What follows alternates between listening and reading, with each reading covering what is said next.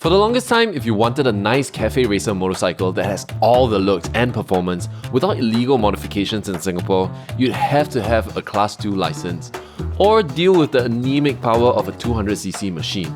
So after reviewing the 1200 and 900 Speed Twins from Triumph, it's a no-brainer to bring the new Speed 400 out for a spin as well.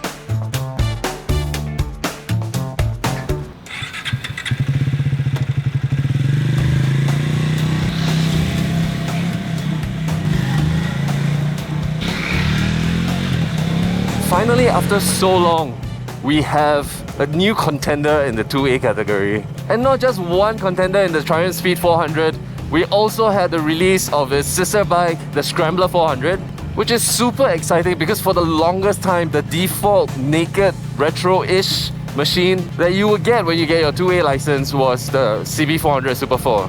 For viewers outside of Singapore joining us for the first time, first up, welcome. Well, in Singapore, we have a tiered motorcycle licensing system. What that means is, as someone without a motorcycle license, the first license you can get is what's called our 2B license, which restricts you to machines below 200ccs. A year from the pass date of your 2B motorcycle license, you can then take lessons again to upgrade to a 2A motorcycle license, which limits you to 400ccs. After which, another year passes, and then you can take the lessons all over again on a bigger machine, and then you get your unlimited motorcycle license, which is your Class 2. You can ride any bike you want at that point. Say what you want about this system, but personally I feel like this has done a pretty good job of keeping riders within their skill limits, you know? But with that being said, it puts this Speed 400 squarely in the 2A category, which until today has been completely dominated by, well, Royal Enfield. At least in terms of modern 2A motorcycles from Europe. Now, rather surprisingly, when we are decelerating on this machine, we get pops and crackles. Maybe pushing it a little bit, but it sounds pretty good. Now, because of this tiered system and how long it would take to actually get a big bike in Singapore, right? What happens is a lot of people end up sticking with 2A machines because, frankly speaking, that's more than enough for traveling around in Singapore. It's such a small country, you don't really get far. And when I had my 2A license and I was looking for a machine, it was pretty much either the Super 4, which I did end up getting, or it was like a Royal Enfield or the Husqvarna Smart Villain. Or if you wanted to be a little bit more exotic, you had the older, I think it was the SR400 or the Ducati Monster 400. And with Triumph being my all-time favorite motorcycle brand, of course I'm flipping happy that there's a 2A machine now. But the most important thing is, how does it ride? Honestly, pretty damn awesome. Now, getting onto the Speed 400 as someone who rides more powerful machines on the daily, it's definitely about setting expectations, because at the end of the day, you're getting onto a 400cc single-cylinder machine, which it's definitely not that powerful. I mean, third gear, full throttle, whee! And we are like 60. And especially if you're someone who's taller, I'm 187 centimeters, about 6'1". This bike, it's a bit cramped. The fan also kicks on really early for some reason. Or maybe because it's how much the engine is being taxed. Getting onto the Speed 400 feels like it's a mix between the Speed 900 and the Speed 1200. I love how swift and maneuverable it feels because of the 17 front and rear wheels, and also because it is just a 400cc single cylinder. The engine isn't as wide, so when I'm gripping the tank, it feels more comfortable to me because my legs are not hitting the engine block. Well, I mean, you can't even see the engine block from here. But it has the same issue with the seat, for me at least, as the 900. The rider's seat is so soft and the pillion seat is slightly harder.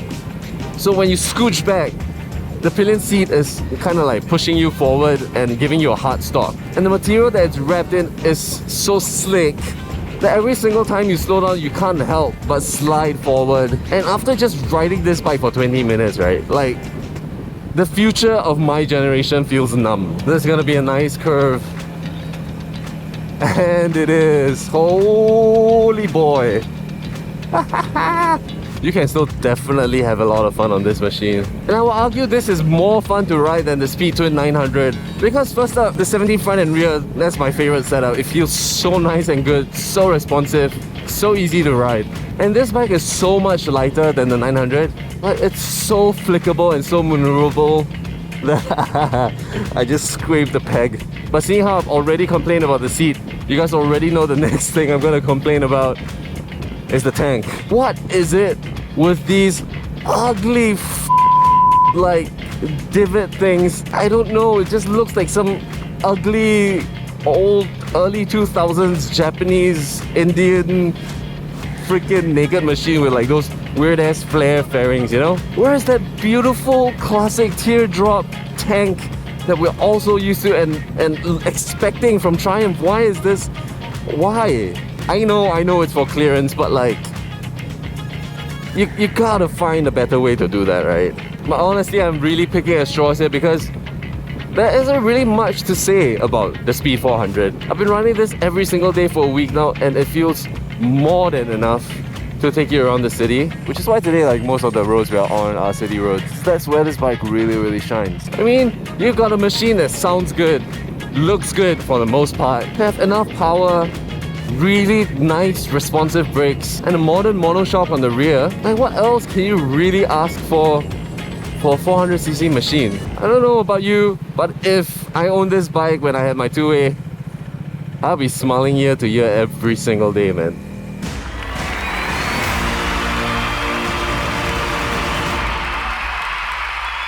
Welcome back to the $1 million question. Our contestant has made it all the way here to the final question. Mr. Happy Uncle, are you ready for the $1 million question? Of course! This question is to test your knowledge on motorcycle insurance policies. Here we go. Which of the following are available in DirectAsia's motorcycle insurance policies? A. Any rider optional benefit that protects any unnamed authorized and qualified rider sharing your bike. B. NCD 30 for 10% more savings. C. Customizable coverage so you only pay for what you need. Or D. All of the above.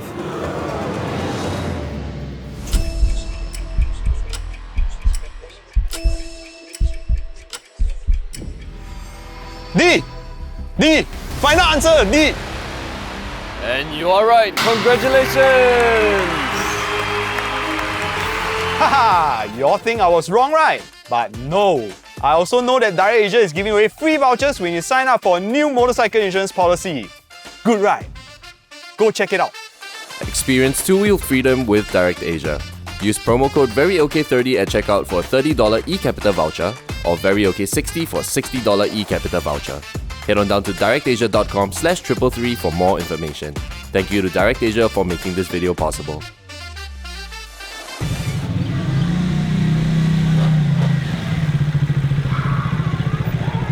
Today we're here at Chai Seng Hua Hardware along Taiwan Road, and it's a nice little industrial warehouse cafe kind of deal. And the vibes here are just immaculate. I don't know what got into me, but on this sweltering hot day, I got a hot latte. I think I wanted an iced one, but oh wow. Oh yeah, the hot latte is the way to go. Beautifully foamed milk. The texture is gorgeous and frothy. And the coffee, chocolatey, strong dark chocolate flavor, but it doesn't feel burnt.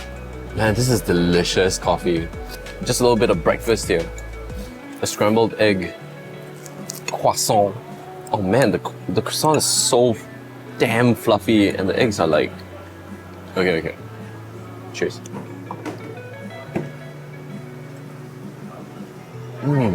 The eggs are light, really creamy. Like, look at this, it's practically just melting. I thought I would have wanted cheese in this to have it a little bit more salty, but the croissant is so nice and buttery and salty and flavorful on its own already. And it's so crisp on the outside, just beautifully soft on the inside. It's so good. You can try this is really good. But back to the Speed 400, right? We've been getting a lot more newer riders come up to us on the streets and ask us what is our recommendation for a motorcycle, for a beginner motorcycle. And honestly, that's the thing that I've been talking about in these sort of reviews, right? What are you expecting out of a motorcycle? Are you expecting to ride really quickly? Are you expecting to be a speed demon cornering every single corner that you see? Or are you looking for something to take you on the everyday ride? Are you someone who prioritizes looks over performance like me? Or are you someone who prefers practicality? For many people, their Class 2A machine is their forever bike, at least in Singapore. It's all you need to get around the city, and it's so expensive to own a bigger motorcycle in Singapore. And in my experience, if the Speed 400 and the Scrambler 400 were available when I was looking for my 2A bike, I would probably go for the Scrambler 400. Or maybe the Speed. I don't know, it's a hard choice between the two, right? Because more ground clearance, more places to go versus like 17 front and rear, and you get like all the nice little cornering. I don't know, I can't decide. The main factor is actually maintenance. When I had my 2A machine, I was riding the Honda CB400 Super 4, right? That's an old bike, which was cheap to get, but I did not factor in the maintenance costs. And every single time I go in for maintenance, it feels like I'm paying for a full-sized bike's maintenance. Like from the Super 4 to my XSR 900, the maintenance costs honestly didn't change much. It was pretty much the same. But right here we have a nice, reliable single-cylinder engine. I don't see the downsides of owning this if 2A is all you're ever gonna get. It's light, it's fun, you can pick it up. I feel like a lot of the reviews out there, because of how used to big motorcycles we are, that it's very hard to take a look at a smaller motorcycle and be objective about it.